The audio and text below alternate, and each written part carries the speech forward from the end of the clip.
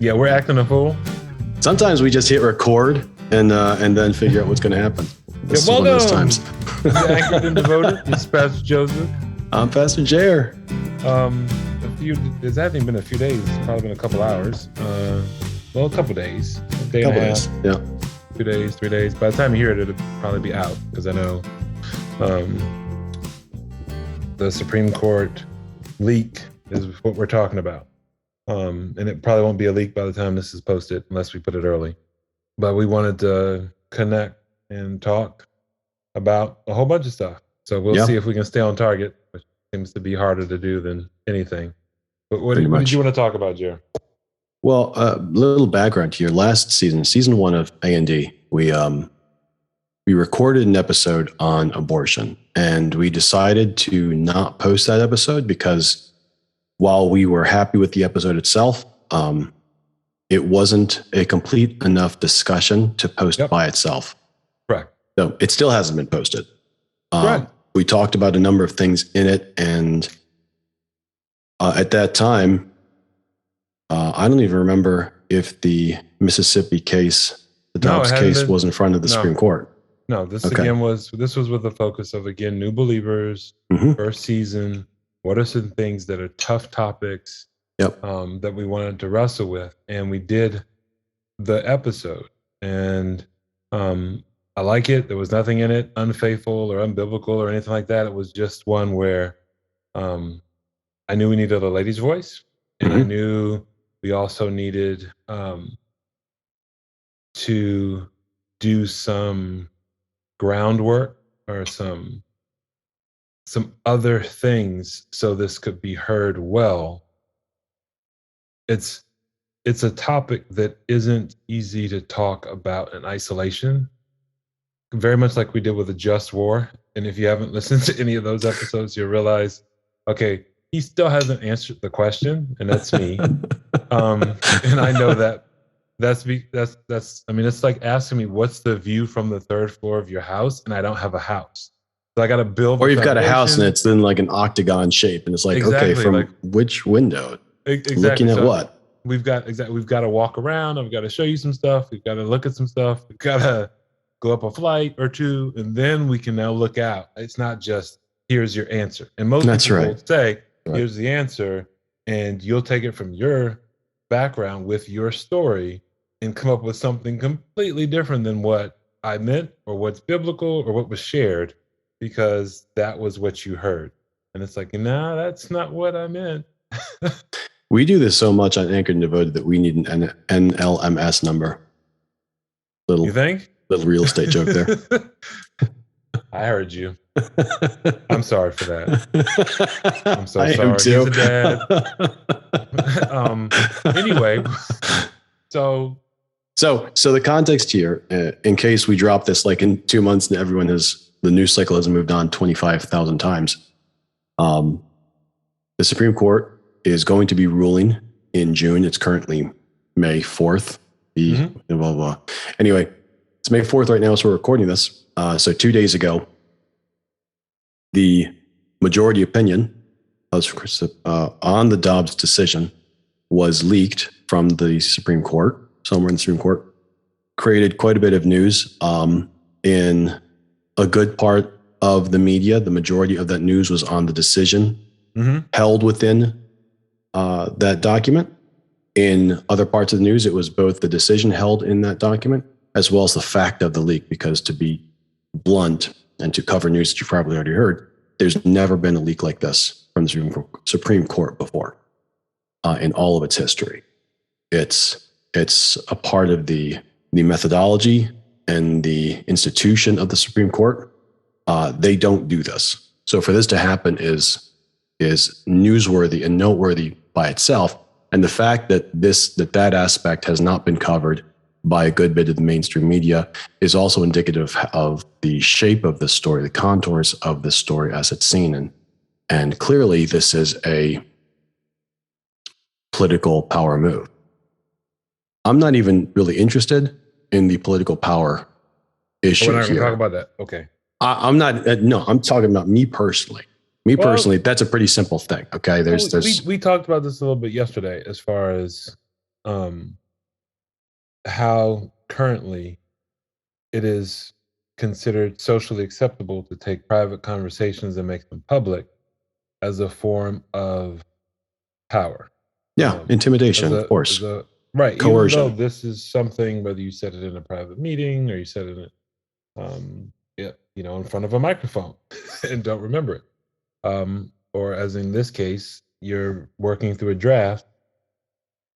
It doesn't mean, as was stated by the Supreme Court justices, that it's a true draft.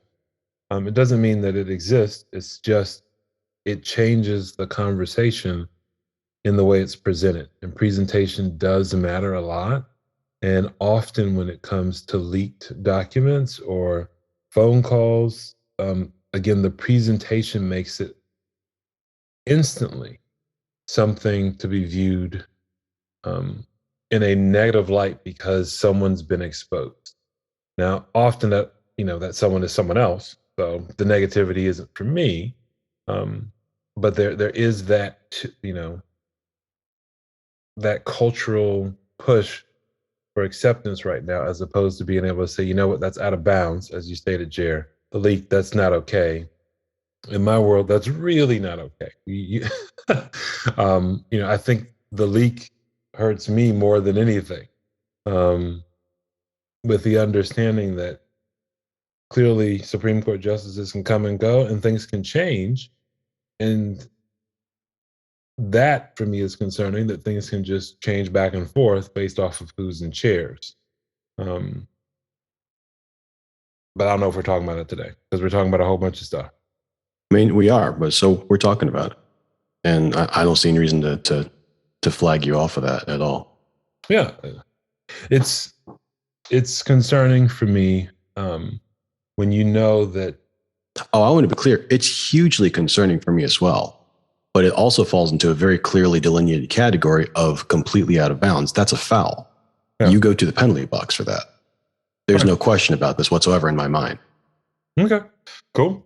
When it comes to the Supreme Court justices being replaced and put on, and how that works, because I know that's also part of the conversation. To the courts, or will the courts be expanded because of this ruling now? I know that the current administration was already doing their own investigative process to figure out how the court should move forward, whether he should pack it or whether he shouldn't. I think this will play a huge role in that decision, um, because of the prior president's actions to, in a way, move the court from one, I don't even know what you want to call it, perspective to another.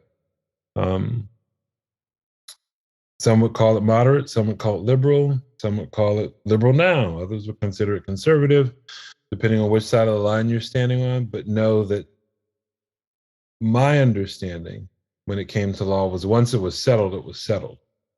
Um, the ability to unsettle things for me is just concerning in general. I'll be honest. Um, I am pro life, been pro life. That's not the issue. It's just the fact that now the court becomes more political than I'm used to it being. It was already like the process to get people on to the court used to not be political.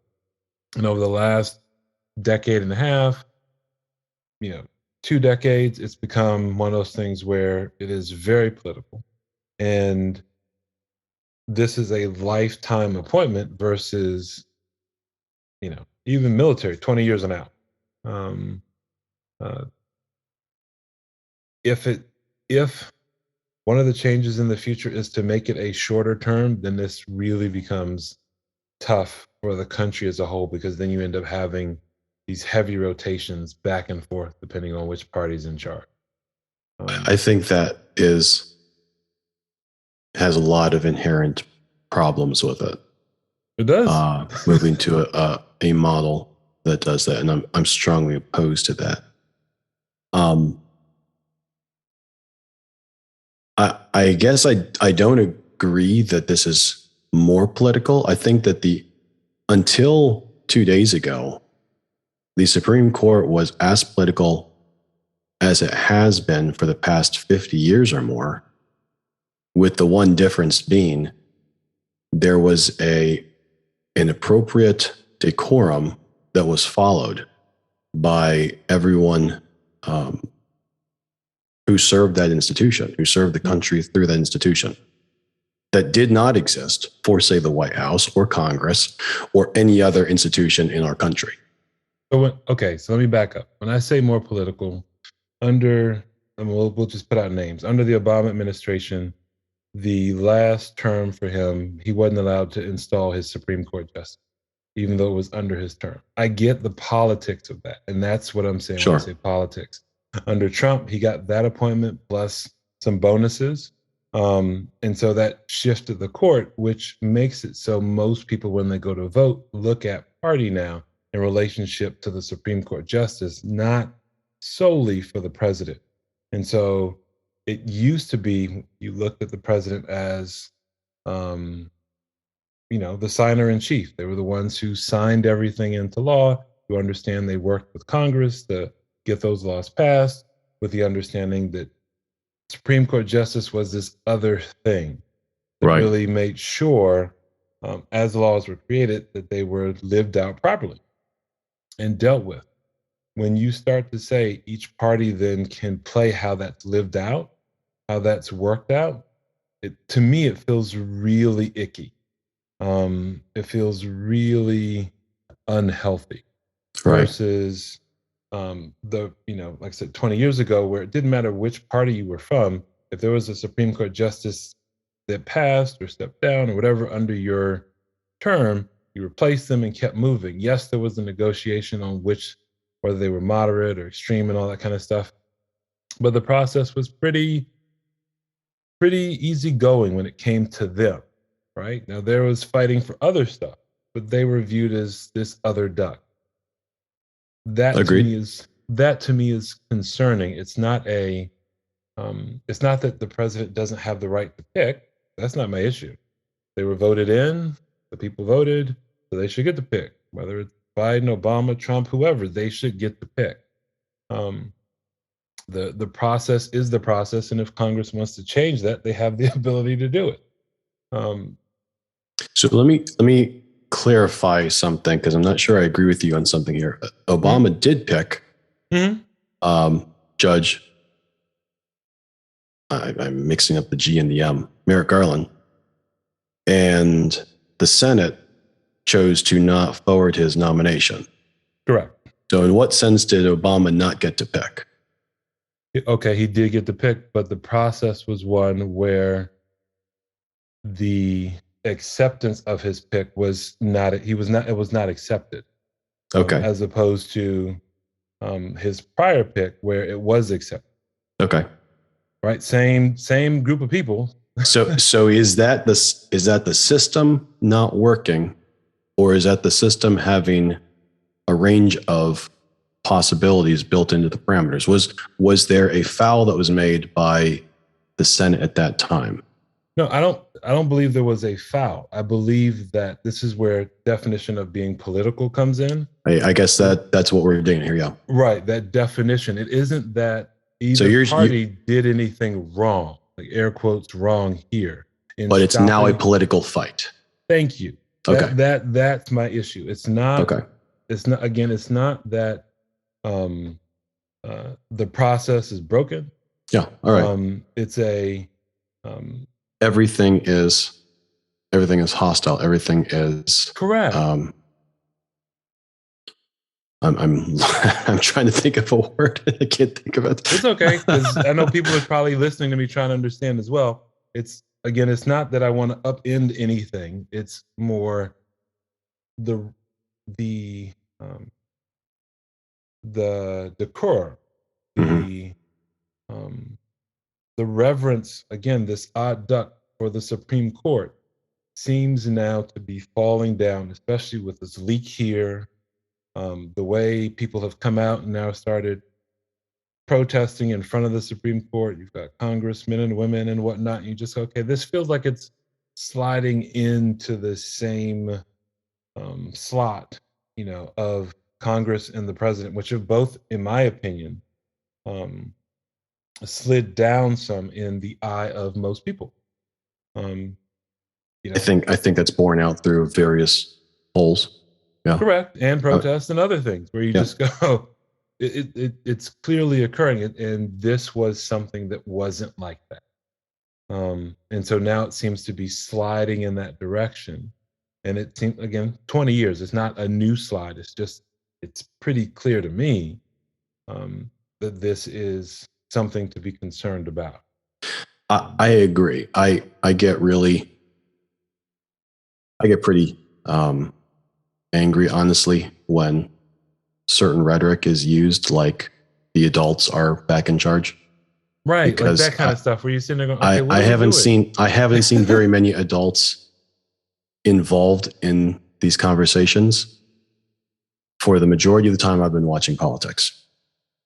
And that's a baseline. So for someone Mhm. to say, no, I'm an adult now, so what you're really saying is, I've got the stick, I've got the talking stick, and I'm going to beat you with it if you try talking. That's all you really say. I mean, it's hard because you say, example, I said, I'm pro life. What does that mean to someone? For someone who is not pro life, they're going to hear many different things Sure. because of interactions they've had with other people versus being able to converse with me and say, oh, no, I believe a woman does have rights for her body, just as I believe a baby has rights for its body. That's my issue. Um, and we can, noodle that some more, like when we talk about abortion and other stuff. But know that my definition most likely doesn't match someone else's because I know I'm an independent. I'm the one who wants to get in there and mess with the weeds to try and figure out, okay, God, how do I do this?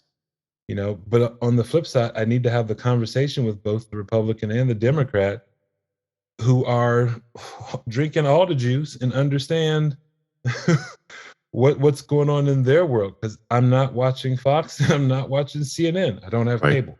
So Are you on Substack? We need to get on Substack. like I'm just not in those worlds. So it's something that causes me to pause when I see again, the leak, Mhm. the and as you stated, that doesn't seem to be the main issue. When I go, hey, yeah, there is this other thing that is coming, but that's huge. Like, There's a presupposition that I hold and apply in most situations, and that's when I mhm, hear an accusation from a person, from mhm, individual A, about individual B. Whatever the accusation is that is made about individual B, my presupposition is that that accusation is a good description of person A, the accuser, the person making the accusation. Because as a counselor and as a human practicing the joy of living, what I have observed over and over again is mhm, that we project our own way of doing things onto other people's motivations and intentions. mhm, And as a result, you can get a pretty clear picture into what motivates individuals by the accusations that they make of other people. mhm, Okay. So, in a situation like this, where you have an inappropriate action, and that inappropriate action is dealt with either by ignoring it or by only focusing on it, as if it either doesn't exist or it's the only thing that exists, that there's no other context here, indicates a lot about the person who's making that particular decision. mhm, And that is very concerning to me because, when I got the news yesterday that the leak had happened, I got it from a conservative news source. I'll be very upfront here. A conservative Christian pro-life news source. mhm, So what did I do? I go and I check the coverage on CNN and NPR because mhm, I'd like to know how are they talking about this thing? mhm, And in both of these cases, neither CNN nor NPR had anything to say about the fact that this was a leak and that this has never happened before. I have to ask the question, why is that not a part of this conversation? As a part of the news that is at least newsworthy, Why would that not be discussed in this section? And I can bring my own assumptions and biases and prejudices to answer this question. But the problem is, as we're trying to have conversations, and I'm going to start walking into an area where I really don't have the bona fides to talk about this. But when we're talking about a liberal society, a classical liberal society, it is only possible if people of different opinions are able to have a meaningful conversation about the things that they deeply, deeply disagree on. Mm.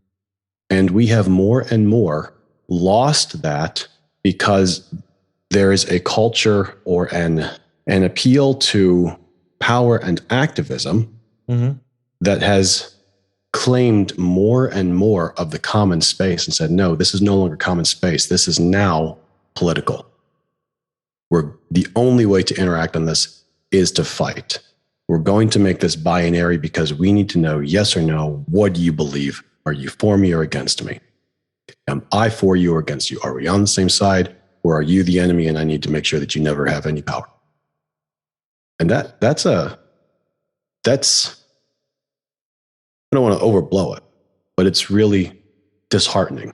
And it is troubling to think about the future of a people when that has become the case. Now, I want to pull back from it immediately and say, this has happened before, not just in our country, but it's happened in many, many civilizations. The problem is this always goes someplace, and it typically doesn't go someplace good. It typically goes someplace to extreme repression. And I value not just freedom, but I value friendship. I value relationship with people who think differently than I do. Correct. I was listening to a conversation today, actually, between Barry Weiss and Andrew Sullivan.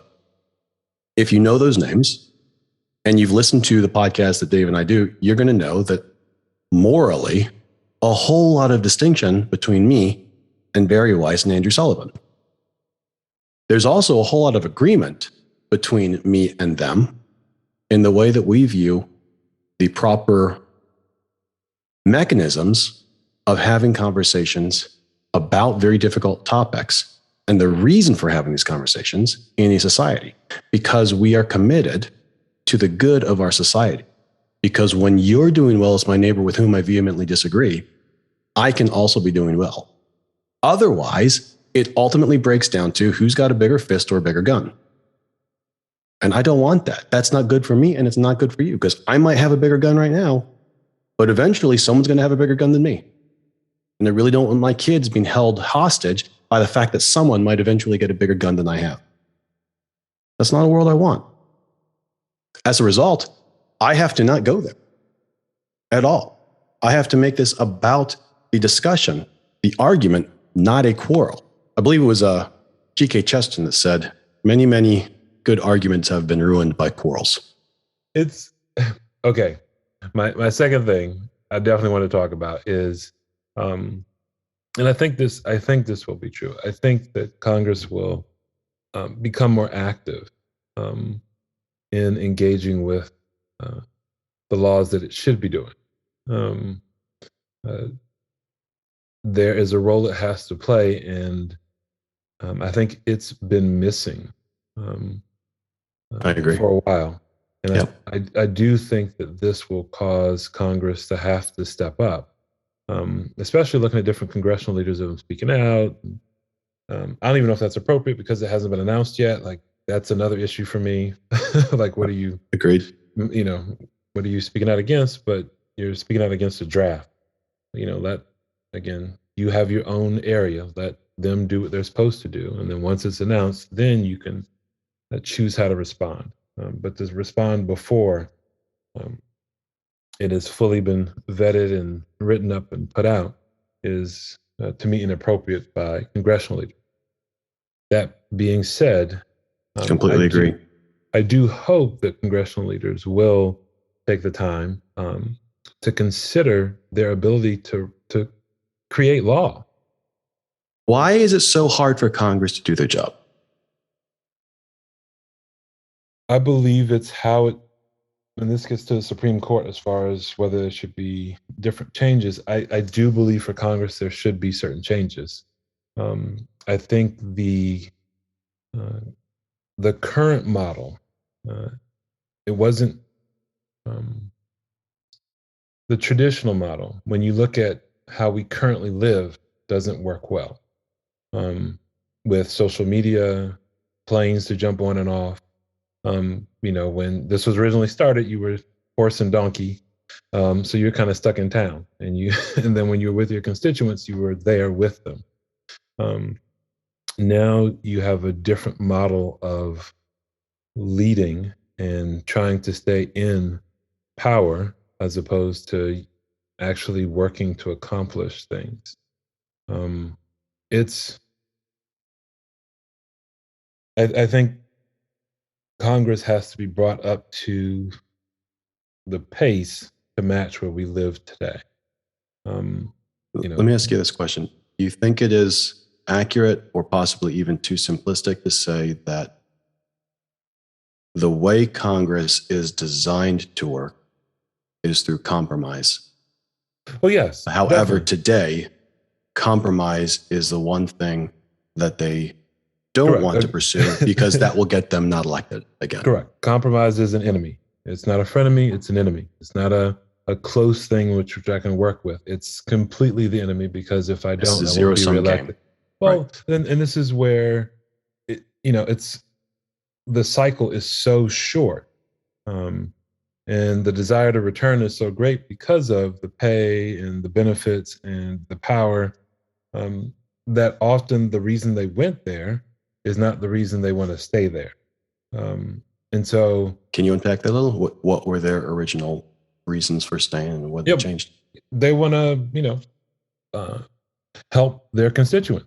They Yeah, want to work to make the U.S. work better. And often you'll hear that, right. we want to change things and shake things up. And So if I'm um, preaching, they went from idealism to ideology. I'd even say to religion. Um, Ouch. um, Poking the bear, poking the bear. it's at least for me, it's one of those things where I view it as sad because there is no reason to make the system work better for them because it works well for them.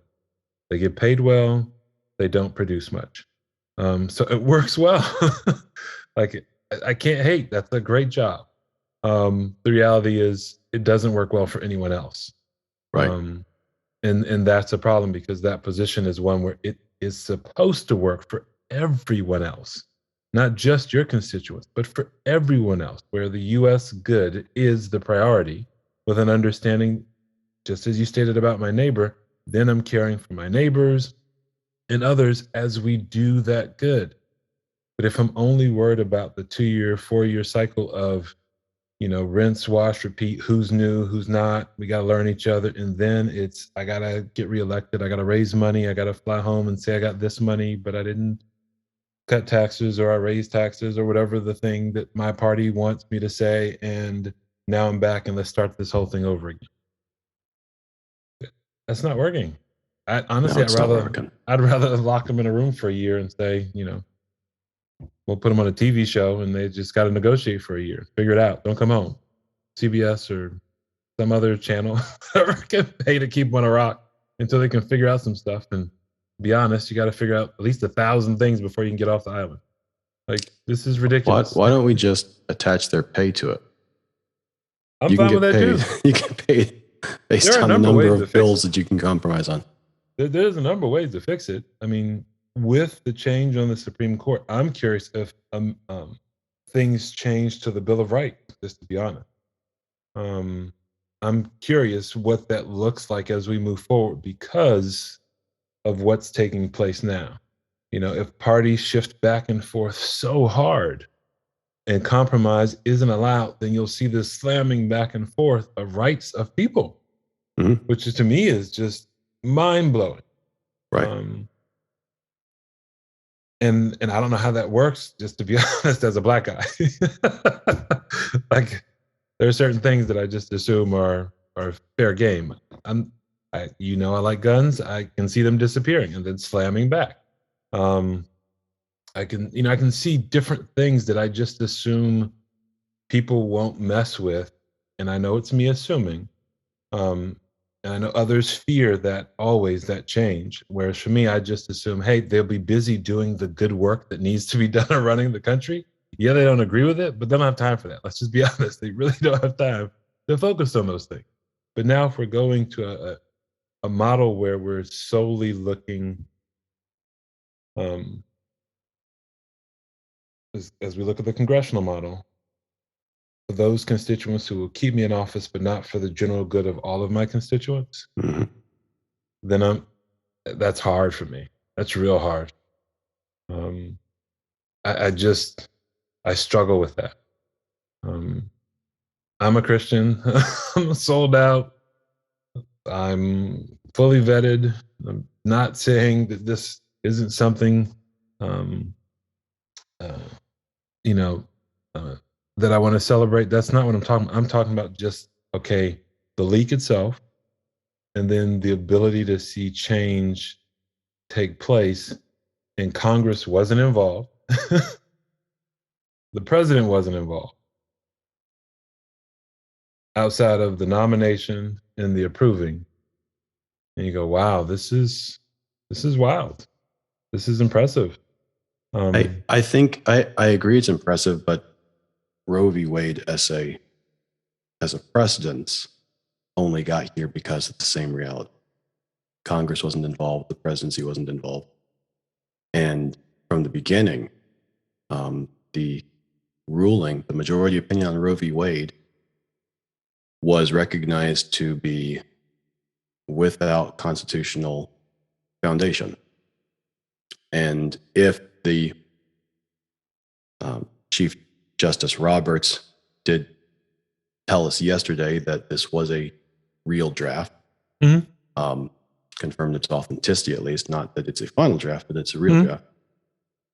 And the majority opinion simply states, now what was decided in Roe was wrongly decided. The court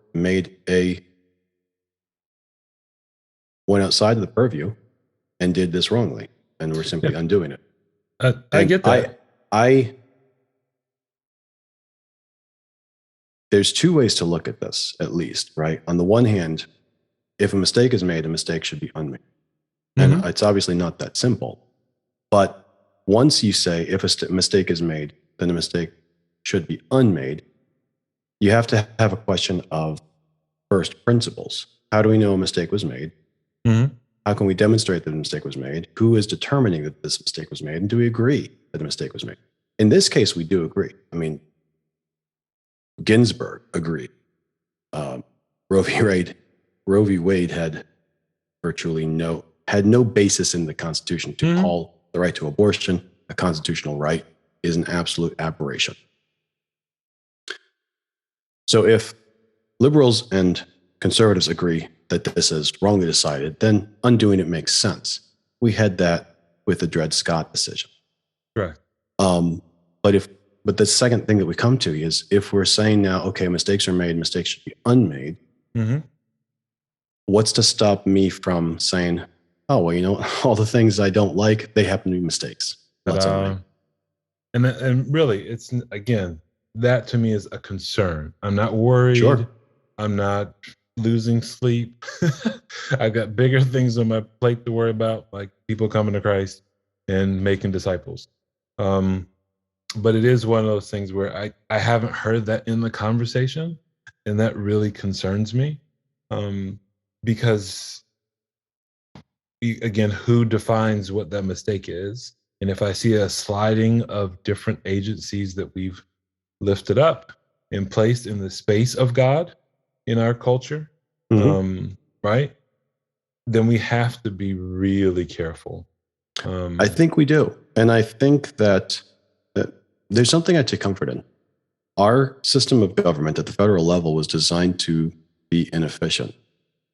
It was designed to take a lot of time and to require compromise. And the fact that it's easier to get things done by sending them through lawsuits, not having to take political heat for voting up or down or making compromises or signing your name to a bill. Or just the president signing it the first day it comes in. That's correct. Executive authority. You're like, what? That's correct. It's a lot easier to say, you know what? Clearly, this isn't in line with the Constitution because the law said so. The court said so. That's not the way that the system was designed to work. And there has been a push politically to, I think a lot of people have had to agree that we should do this, including Congress. And partisans who want to see things happen and know it is hard to get things changed through the Congress because they have to compromise. But if we can get a decision from the court, then it'll be easier. Now, that was done. It was done on a number of different issues where Congress and the president were wholly absent. The courts made rulings and laid down new precedences that have never existed before. And there's now a response that says, wait a second, our political system is broken and we need to start changing all of our foundational ways of doing things. Otherwise, the democracy is going to crumble. And I'm kind of over here saying, wait a second. And that's my concern. We stopped. We got here because you asked us, in fact, forced us to not use the foundational methods that got us here. And now you're saying the problem was those foundational methods. No, the foundational methods kept you from getting this. You got it. And now you're squawking because the same not using the foundational methods are now stopping you from holding on to it. If you want this to change, go back and use the foundational methods. They're designed to have the best outcome for the most of us by slow discussion in good faith. I agree. I don't know how those good faith conversations take place when people are recording one another and putting it out online. Well, I want to tell you that I'm going to be publishing this to my Reddit feed. I'm going to do some creative editing, though. Some creative editing. That's right. There you go. Poetic license. This, I think this was a good start to the conversation on it, and we'll have to continue. But I think you heard me. Yes. On my two things. Absolutely. And I also want to say this to our listeners and to you and I am deeply grateful for the friendship and the good faith that you and I share and have shared for a long time, that we can continue not just to have these conversations, but to be able to have these conversations and put them out into the public sector and say, look, right or wrong, get it right, get it wrong. We're not going to shy away from difficult topics. Yep. Just because they're difficult. We're going to have them. We're going to wrestle through. We might come up bruised. We might come up with someone's elbow in someone's nose. Oh, well. We'll get up, dust each other off, keep on going. The reality is that this isn't our home. We're pilgrims, and we have to remember that. Even as I stated earlier, I can't get bent out of shape about anything because I do have work to do, my father's work. For real. And he's given us the authorities, whether you voted for this president or last president, whatever. God is in charge. So we have to do the work you're supposed to do. Love people in a way that is sacrificial. Put them first. Keep God first in your heart, right? So God first, others second, yourself third. And, we'll continue to look forward to Christ's return. That's as good a place as any to land it. If anyone's still listening to us, thank you for coming along to this little ride.